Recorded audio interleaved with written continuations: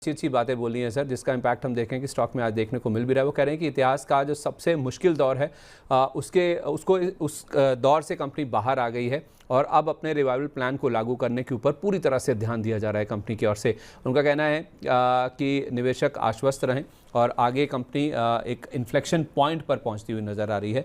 उन्होंने रिवाइवल का भरोसा अपने शेयरधारकों के साथ शेयर किया है और शेयरधारकों को ये भी कहा है कि आगे चलते हुए चुनौतियां ज़रूर हैं, थोड़ी थोड़ी चुनौतियां बनी रहेंगी, लेकिन कंपनी जैसे मैंने आपको कहा है एक अहम मोड पर है, एक इन्फ्लेक्शन पॉइंट पर है, यानी कि एक बड़ा टर्न लेने के मोड पर है और वो टर्न शायद अच्छा हो सकता है। और उन्होंने ये भी कहा कि मुझे लगता है कि आगे अच्छा समय आने वाला है।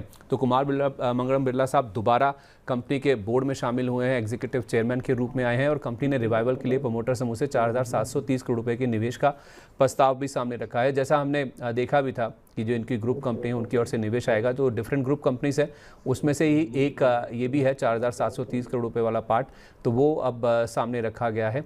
तो वोडाफोन आइडिया सर अच्छा करेक्शन हो चुका है हाई लेवल से, दोबारा 14.5 रुपये के आसपास। महेश सर, कैसा लगता है आपको? ये बातें तो सारी बढ़िया है, एकदम बढ़िया बातें हैं, लेकिन मेरे हिसाब से जो बुक्स के अंदर है अभी जो प्रॉफिट है वो तो एक पर्टिकुलर रीजन की वजह से है। और पर्टिकुलर आप देखेंगे तो अभी तक भी कोई इम्प्रूवमेंट बिजनेस लेवल को लेके वैसा कोई इम्प्रूवमेंट नहीं है। हाँ, ये हालांकि गवर्नमेंट का थोड़ा सपोर्ट मिला है और ये सारी चीजें पॉजिटिव बनी है। और वापस से बिरला साहब अगर सीट पे आए हैं तो थोड़ा पॉजिटिव ट्रिगर है, उनका कुछ प्लानिंग रहेगा। तो यहाँ पे टेक्निकल लेवल ही ध्यान में रखेंगे, उससे ज्यादा कुछ फिलहाल फंडामेंटली इम्प्रूवमेंट वैसे कोई लंबी चीजें देखने को अभी मिल नहीं रही है बिजनेस लेवल पे। तो मेरे हिसाब से थोड़ा वेट एंड वॉच करना चाहिए।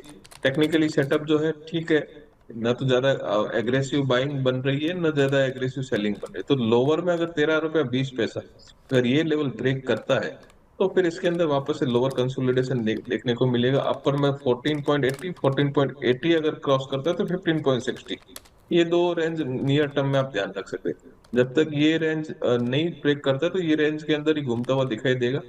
और मुझे लगता है कि कहीं ना कहीं पे मार्केट को भी एक आइडिया है, मार्केट भी अवेट कर रहा है कि कुछ ना कुछ नई चीजें जो सामने आए या बिजनेस रिलेटेड इंप्रूवमेंट हो तो फिर इसके शेयर के अंदर वापस से वो चीजें कर सकते हैं।